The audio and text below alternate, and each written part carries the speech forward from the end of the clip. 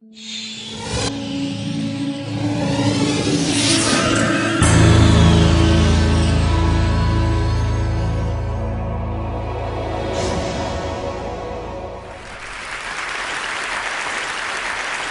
was only 4 years old when I saw my mother load a washing machine for the very first time in her life.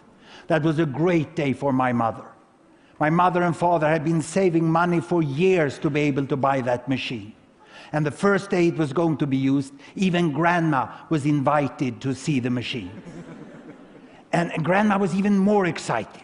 Throughout her life, she had been heating water with firewood, and she had hand-washed laundry for 7 children. And now she was going to watch electricity do that work. My mother carefully opened the door, and she loaded the laundry into the machine, like this. And then, when she closed the door, Grandma said, no, let me push the button. And Grandma pushed the button, and she said, oh, fantastic, I want to see this, give me a share, I want to see it. And she sat down in front of the machine, and she watched the entire washing program. She was mesmerized. To my grandmother, the washing machine was a miracle. Today, in Sweden and other rich countries, people are using so many different machines. Look, the homes are full of machines. I can't even name them all, you know. And they also, when they want to travel, they use flying machines that can take them to remote destinations. And yet in the world, there are so many people who still heat the water on fire, and they cook their food on fire. Sometimes they don't even have enough food. And they live below the poverty line. There are 2 billion fellow human beings who live on less than $2 a day. And the richest people over there, there's 1 billion people, and they live above what I call the airline. Because they have spent more than $80 a day, you know, on their consumption. But this is just 1, 2, 3 billion people. And obviously there are 7 billion people in the world. So there must be 1, 2, 3, 4 billion people more who live in between the poverty line and the airline. They have electricity. But the question is, how many have washing machines? I've done a scrutiny of market data, and I found that indeed the washing machine has penetrated below the airline, and today there's an additional 1 billion people up there who live above the wash line. And they consume for more than $40 per day. So 2 billion have access to washing machine, and the remaining 5 billion, how do they wash? Or to be more precise, how do most of the women in the world wash? Because it remains a hard work for women to wash. They wash like this, by hand. It's a hard, time-consuming labor, which they have to do for hours every week. And sometimes they also have to bring water from far away to do the laundry at home. Or they have to bring the laundry away to a stream far off. And they want the washing machine.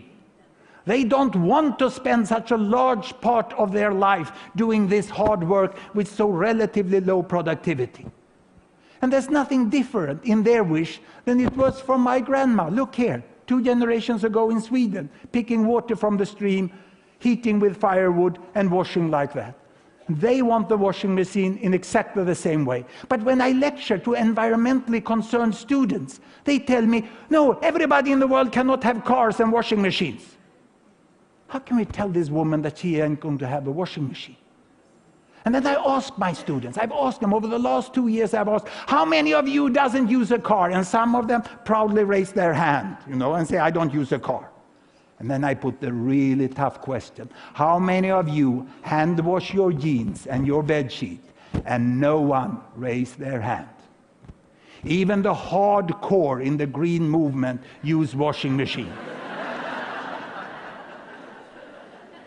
So how come something that everyone used and they think others will not stop it? What is special with this? I had to do an analysis about the energy use in the world. Here we are. Look here. You see the 7 billion people up there? The air people, the wash people, the bulb people, and the fire people. One unit like this is an energy unit of fossil fuel, oil, coal, or gas. That's what most of the electricity and the energy in the world is. And it's 12 units used in the entire world. And the richest 1 billion, they use 6 of them. Half of the energy is used by 1/7 of the world population. And these ones who have washing machine, but not the house full of other machines, they use 2. And this group use 3, 1 each. And they just have electricity, and over there they don't even use 1 each of them. That makes 12 of them.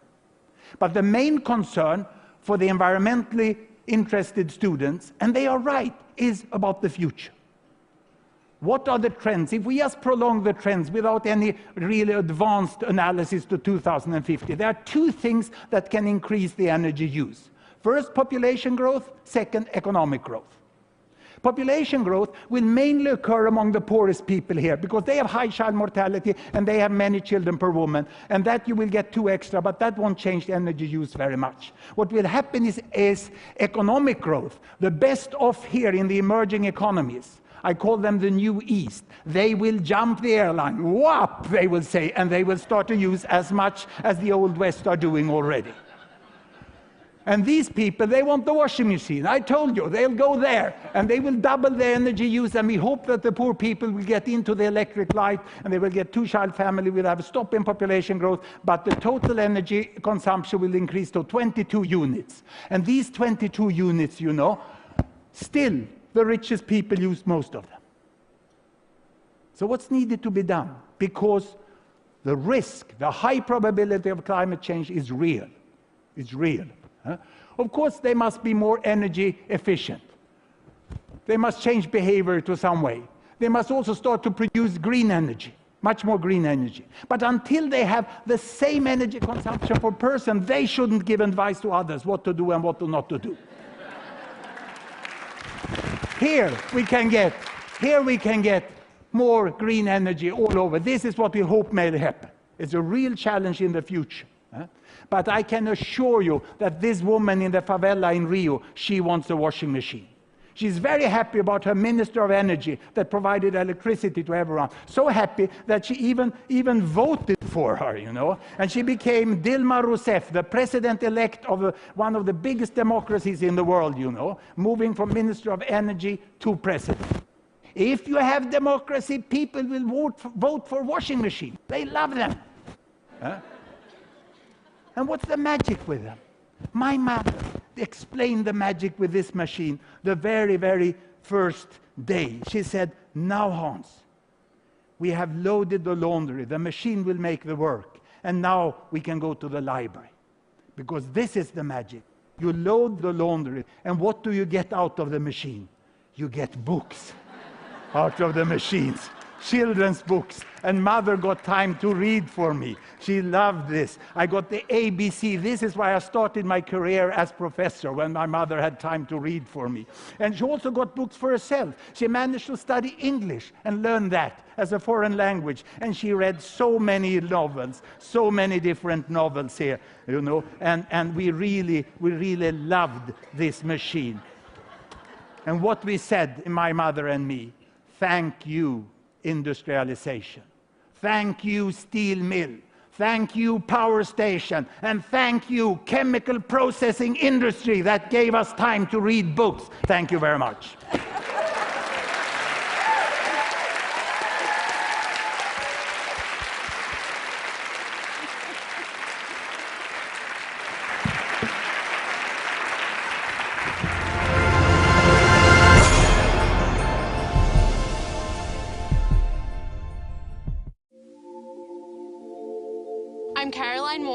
I'm a junior at Warwick Valley High School in Warwick, New York. Since I was a little girl, I've always been curious about the world around me, and I think that definitely plays a big part in my interest in astronomy. It's a hobby I share with my dad. When she got more and more involved, I decided to build an observatory where we could have all the equipment permanently mounted and start observing. So I'm what they call a supernova hunter. I take pictures of the night sky and I scan them looking for noticeable changes. One night, I was looking at some images and I came across something that looked kind of interesting. So that's when I Googled the galaxy to see what I could find. after searching for a while, I realized that I might have discovered my first supernova. So I sent it into the International Astronomical Union. And it was late one evening, and a friend of ours called up and said he needed to speak to Caroline. And then he broke the news to her that she had discovered and became the youngest person ever to discover a supernova. And I would just start jumping up and down, screaming and everything. It was great. I would just come into school and kids would chant, "Supernova, supernova." So yeah, very proud, but again, a little jealousy, you know, there's competition between us. He's out in the observatory every night too, so I definitely need to find another one.